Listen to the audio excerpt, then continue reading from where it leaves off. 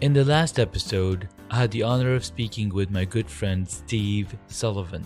Being parents in this era is indeed a difficult task, as we have to balance the work view with the view of a much more moral world that somehow lost its value. But for now, enjoy this talk with Juliet Herman. In this episode, I'm joined with the amazing Juliet Herman. She's a partnership creator, communication whisperer. I'm just totally reading this off of her LinkedIn profile. So if you go check her out on LinkedIn, this is exactly what you're going to see. And I met Juliet through the 30 Days of Videos challenge, and she is crushing it. I'm telling you, you guys have to go check out her videos. They're amazing. They're full of knowledge and depth and wisdom.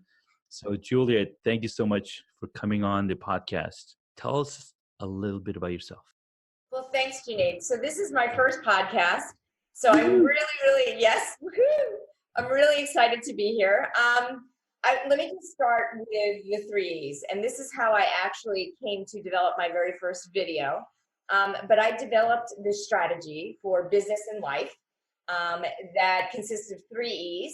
I love alliteration, so it works well. It's easy to remember. Yes. The first E is embrace, the second E is engage, and the third E is evolve. And the way that all works together is you first need to embrace, which means to really do an excavation.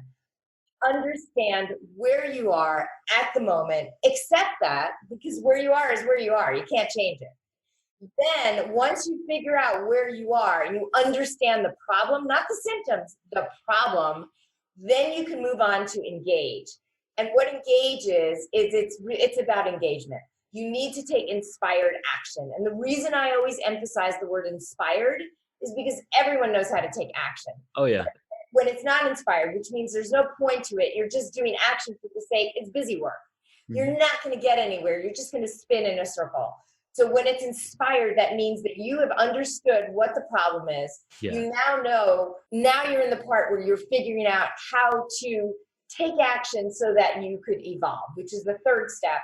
Evolve is where you ascend, where you actually have achieved your goals. So it's really simplistic, but simplicity to me means that it's an easy framework. All it is a framework. I use it every day. I've had friends even tell me, I was really flattered. A friend told me that she uses it even on a personal level, which is wonderful because it does apply to life as well. Yeah. And all it is, it's a way to really figure out how you could achieve your goals. That's essentially what it is. But most people are great at knowing, oh my gosh, I have a problem. Mm-hmm. I just want to get to success. This is my end goal. Well, there's this huge part that you're forgetting. Yes, you got to get on the freeway. You got to get on the highway. Absolutely. Everybody's like, I want to get to the concert. Yeah. Everything's about, hey, I got to get in the car. Yeah. Got to know which direction to take, see what traffic's like, how long it's going to take me.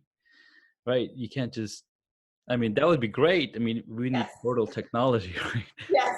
Boom, I'm over there. That's really cool. I love that. Embrace, engage, evolve. And when you do all of those, when you do those two things, you evolve. Yeah. I love it. Yeah. Would you like to know a little bit about hacks and hobbies? I would love to know a little bit about it. Or you can tell me a lot. Well, I've talked a lot about it, so you would have to go check out the podcast.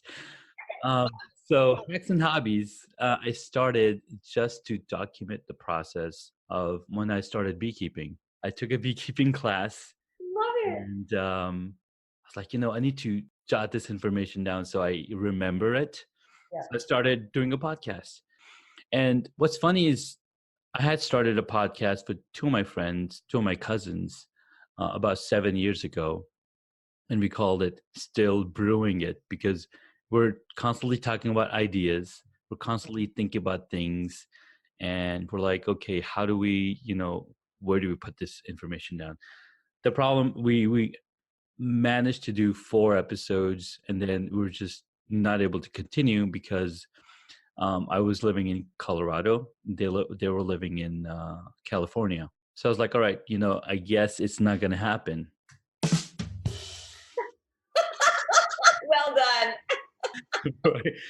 So then this year I was like, okay, I have to do it on my own. Plus it's 2018. I turned 42. And as everybody knows, 42 is the ultimate answer. And that's referenced from Hitchhiker's Guide to the Galaxy. Yeah. Right. 42 is the answer. What's the question? Don't worry about the question. So like, I have to do something this year. And so I started connecting more with people on LinkedIn. I started a podcast, got into more and more, connectivity. And so here I am doing podcasts, and I've been interviewing amazing, awesome entrepreneurs, speakers, people who are just doing amazing things with their life, with their profession, making other people's lives better. So that's how and why I started Hacks and Hobbies. I read Hitchhiker's Guide to the Galaxy the very first time I went mountain climbing. Nice. It was an extraordinary book. And to your point about the question, I know that was in there. So I was thinking about this the other day. I saw a quote and I love it. Think about the word question. The quest. The quest is part of the question. Is that awesome? I love that.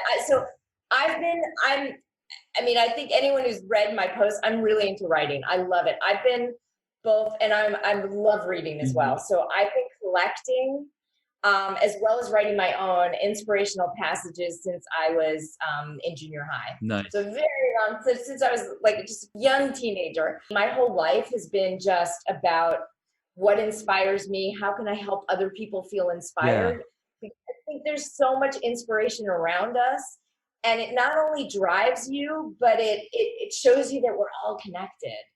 So to me, I saw the other day, I was walking, I'm really lucky. So I live in New York and I live on the river. It's really quite beautiful. And I was walking along the sidewalk, pavement right next to the river. And there was a weed growing in the crack.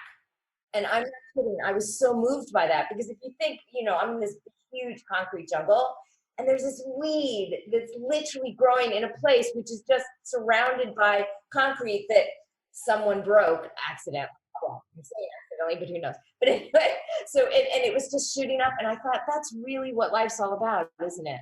Because it's about us taking things where we're told, we're taught from a young age that these are our limits, whether it's from our parents or society, or people that we meet, or people who have been so limited by their own beliefs that don't want us to succeed, because if we succeed, then it makes them feel worse. And we're taught that at a young age. But then there are people like me who at a very young age, yes, I was taught that, I still was, and yes, there's still challenges I have, but I've always been this happy person because no matter what junk was going on around me or what I was told, I always knew inside my heart, and I developed this long before anyone ever taught me this, that the way to get through whatever was going on or whatever I was feeling was to smile. So it's really funny that as an adult, I eventually learned the term fake it till you make it.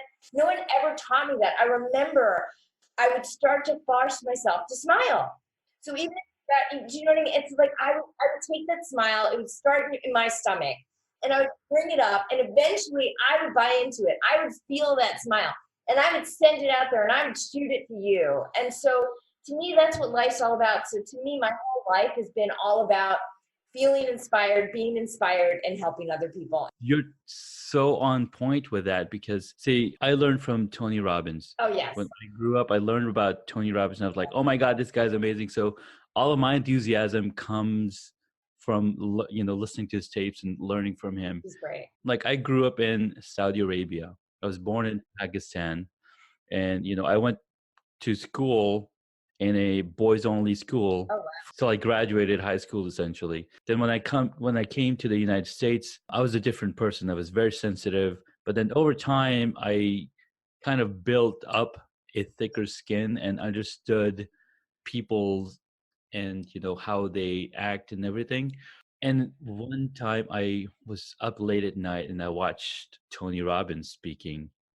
I'm like, who is this man? And then immediately I ordered the audio CD sets. It was just amazing. Going back to fake it till you make it. Yeah. That was very essential 15 years from now. Yeah. Because we didn't have platforms like LinkedIn and YouTube and Facebook and Instagram. We didn't. Yeah. It was important to fake it because there were doormen waiting.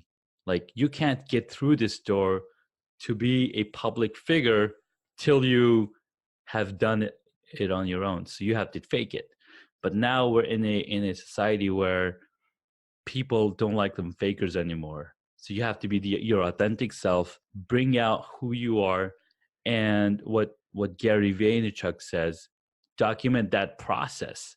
And when you document that process, people all over the world be like, okay, this person is really struggling on what they're doing, and they're sharing what they're going through, and boom, it's right there. And that's what's so powerful about where we are. Like right now, we're just having this conversation. I could be live streaming this to Facebook. I could be live streaming this to YouTube. Any other platform that I want to, I could be live streaming it, and people would be commenting, "Oh, this is so awesome! This is so great!" Right? So we live in this awesome society where anything is possible. The one thing that I mentioned on many of my podcasts before is Ants Canada. Yes. Right? I had an ant farm when I was a kid, by the way. I had an ant farm when I was a kid, so I understand. I don't like insects. I can't even believe I had one, and I enjoyed it, and they all died. So I don't know if you can hear, but I hear a crying. I hear your daughter. Was that your daughter? Yeah. I love her. If anyone's listening, you have to see his video. He has the cutest little girl in the world. Unbelievable. Thank you. So, what's one hobby that you've absolutely enjoyed throughout your life, or something that you didn't get to do? Okay, one thing, and I don't even know if you call this, well, one thing. Okay, so I absolutely am passionate about dancing. Dancing is so energetic. I took dancing lessons for 15 years. Wow. I did it like regional theater, so I took acting and dancing. And it's really quite wonderful because where I took it is right near where I live. Mm-hmm. And this is my dream. And so I just want to interject one thing to people. Yeah. You never know how long it's going to take you for a dream to be fulfilled. Never give up. And don't worry about the time, because time is just a human construct. So we may want something to happen in the moment. Sometimes it may take 1 year, it may take 1 day, it may take 1 month, it may take 10 years, 20, 30, whatever it is. It doesn't matter. It will happen. You just keep going, and you never give up, and you just keep dreaming and being positive, and it'll make it. And then just let it go, because don't attach to it too much, because that keeps things from happening as well. But anyway, so now I literally live right next to where I used to dance. So it's kind of, it's fun. I love it. But so to me, you know, sometimes when I use dancing to just lift my spirits.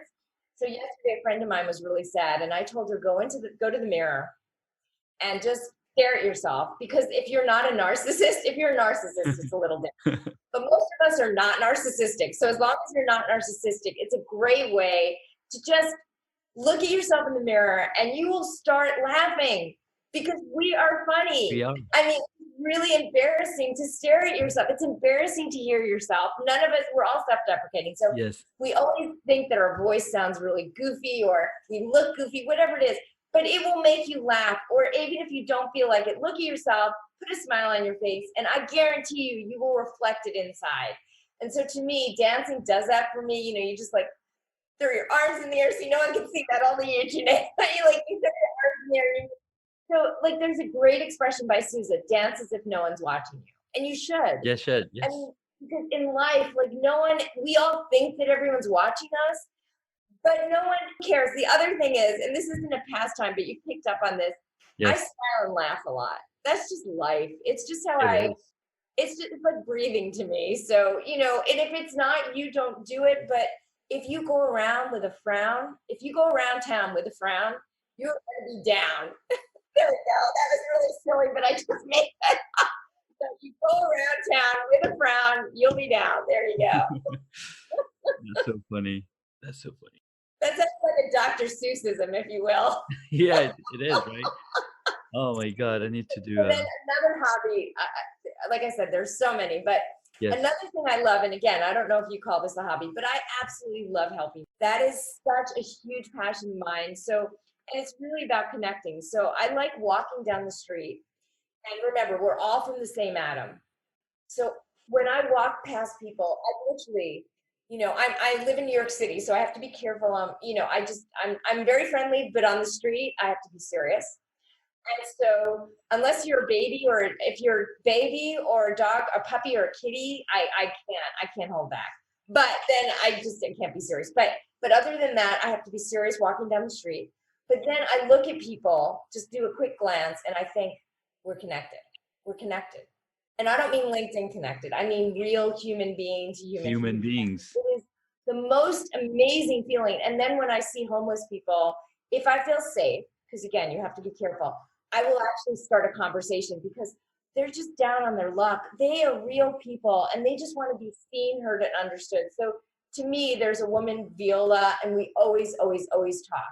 And I pass by her several times a week, and I don't have a lot to give her. I want to help her get housing. And I said to her, I'm sorry, I don't have much to give you. And she said the most beautiful thing to me. She said, but you give me kindness, and that is worth more. And this is a homeless woman who's on the street. She told me every day she's begging for $37 so she can get in some temporary shelter for the night. And that just brought tears to my eyes because I thought, it takes so little for us to reach other people. I know. And that's all it is. It is. It's amazing. Sorry, that was a long. That was perfect. I mean, that's what people are looking for, right? They want to know what's in your mind, and Yes. then when we talk and tell stories, Yeah. it opens up people's, it opens up the hearts. And what's really cool is human beings, we love stories. Yes. We love telling stories, we love listening to stories, because that's how we are taught from God. If you look at the Bible, if you look at the Quran, you look at the Torah, what is it? It's a collection of stories of what happened in the past and what we should take heed and a lesson from. And I think the more stories there are, the better off we are. So I want to encourage anyone who's listening that we all have stories to tell. So 2 things on that point. We need to let go of painful stories. Yes. I've had things happen to me. I have things happening now. I'm sure you do as well, Junaid. Mm-hmm. I mean, it's part of being a human being. It's a beautiful journey that's filled with all these twists and turns. Mm-hmm. And think of it like a roller coaster. When you're going down, you are screaming. It can be really painful. Yes. But guess what? You are going to bottom out. At some point, there's only so far you can go down because the earth there is a ground there. You're not going to sink, into the great beyond. Yeah. So remember, you will always reach a bottom. And at that point, when you reach it, if you're on your knees, then you crawl. You just crawl. And then eventually when you have the strength to pick up, you ask someone to help pick you up so you're in a semi-walking state. But you just keep moving because that's all it is. When you get that energy, and then eventually you'll be able to stand. But we all have a story. So when someone else, if you look down on someone else, then guess what? You're judging yourself because we are all connected.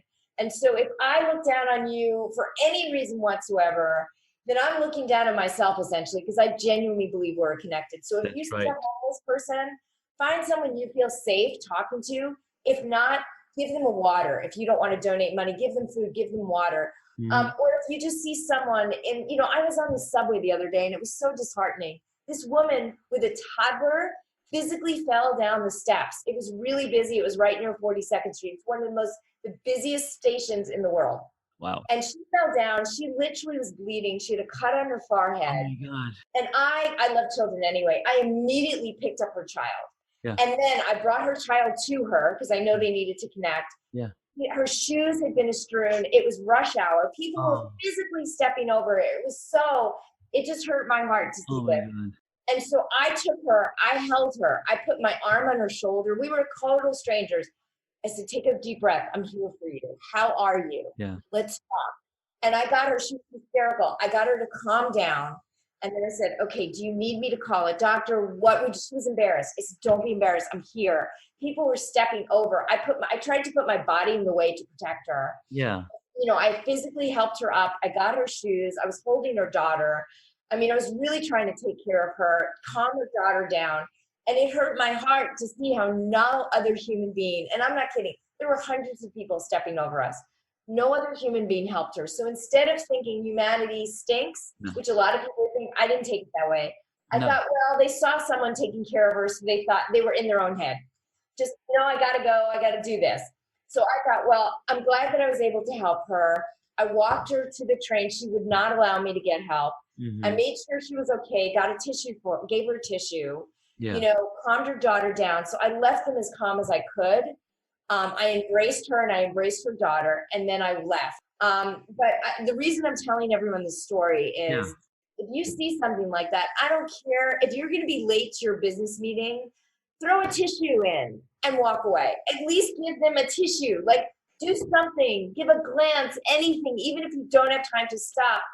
Use your heart, use your compassion, throw a prayer, whatever you want to do. Just like remember that one day you're going to trip down the steps. And you're going to hope that someone, any human being, is there to help you, to just tell you it's going to be better. And maybe I'm using that as a metaphor. No, you may absolutely. physically fall down, but mentally you're going to have something happen. Whether your relationship is going to fall apart, you're going to get divorced, whatever it is. There's nothing so tragic that another human being can't help you. But the better you are at helping other people, the better you will be to attract those other people into the fold. That's right. Because all it takes is one human being to help another. You don't need 1,000 people. You just need one to see you and know that you're going to be okay. So don't forget, what you put out into the universe, it's going to come back to you. That's right. That's an amazing story. I love it. What's the one hobby that you said you wanted to get into acting? Yes. Okay. So that's my secret. So I took acting lessons for 15 years and I did regional theater. I did what's called summer stock. If anyone asks, they will have heard of it.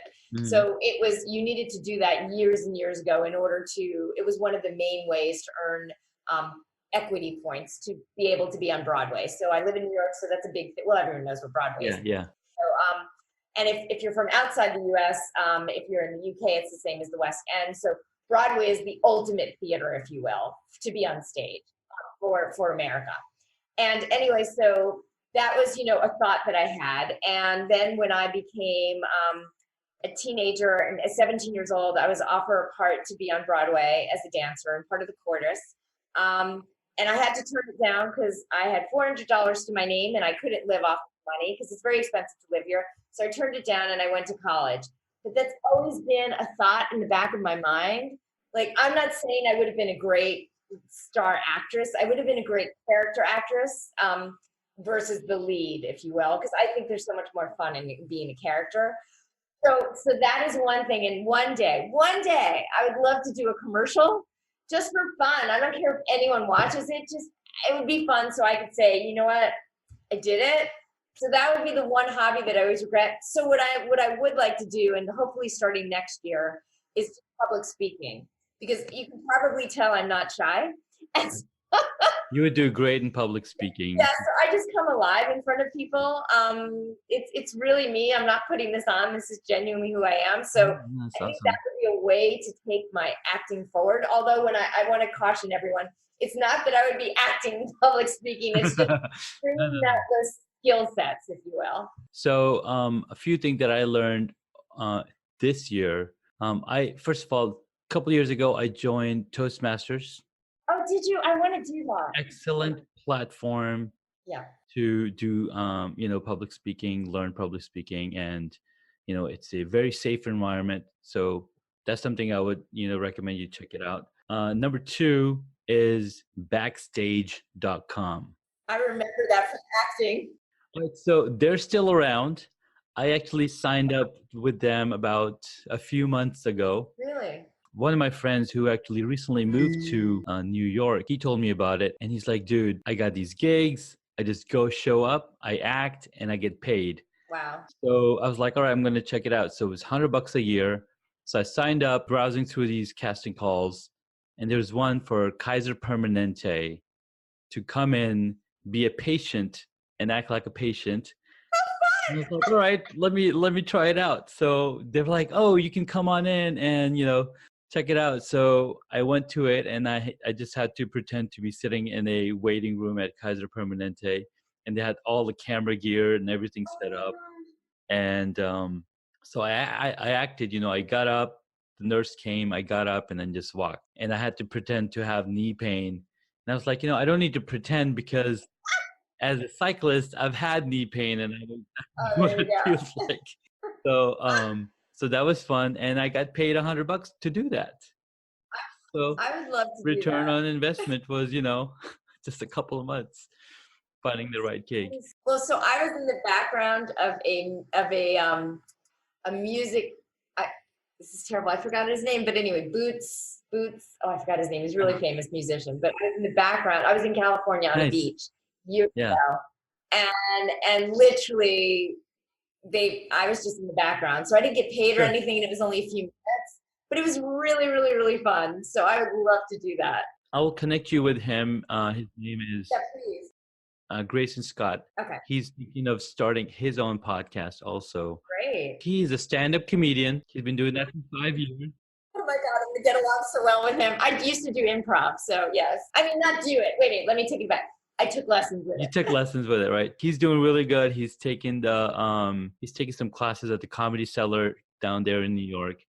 Really funny guy. Yeah. So yeah, it's really good. So those are two things that you can, put down for 2019 and get in on that. Can I give a plug for a friend of ours? Absolutely. I have a really good friend, our good friends, Glenn Garnes and Rob House. They have this extraordinary service called Experts on Stage. Experts on Stage. And it is an extraordinary place. If you are a speaker, it's not an option. You must join. It is this great platform. I don't have time to go into detail, but I'm sure Junaid, you can give people information writing it down. Absolutely. Experts on Stage, you must visit it and you must talk to them, and they will tell you how much better this is than what's out there. It offers so many pieces it's sort of one-stop shopping for a speaker. It is. So that's my plug for our friend. Tell us all about where people can come find you and talk to you. People can find me on LinkedIn. I like to do daily videos or posts on LinkedIn so you can see what I'm like.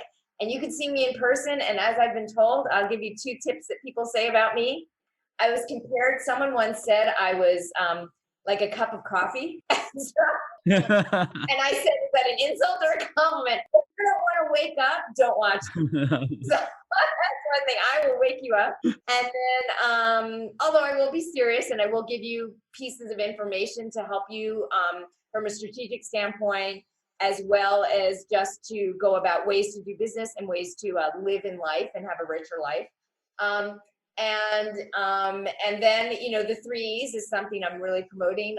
My goal is to write a book. I'm starting to work on that now. Nice. And to eventually be on stage and to do some public speaking and really get people, just to help them in business and life and just really promote my strategies and help them through it. So I don't know, did that answer your question? It did. Okay. That's perfect. But the final thing I would say is I'm always looking for ways to work with clients. So if you're interested, please feel free to reach out and contact me. I'm friendly. I won't bite.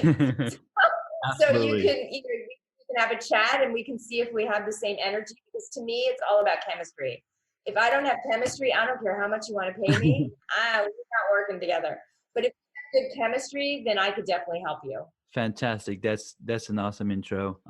Awesome outro. Yes. Wait, now you need the drum beat.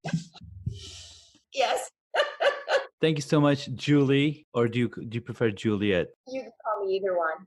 My formal name is Juliet, but friends call me Julie, so whichever you like. Awesome, Julie. Well, thank you so much for coming in and talking to us, and hope to talk to you soon. Absolutely, Junaid. Take care. Bye.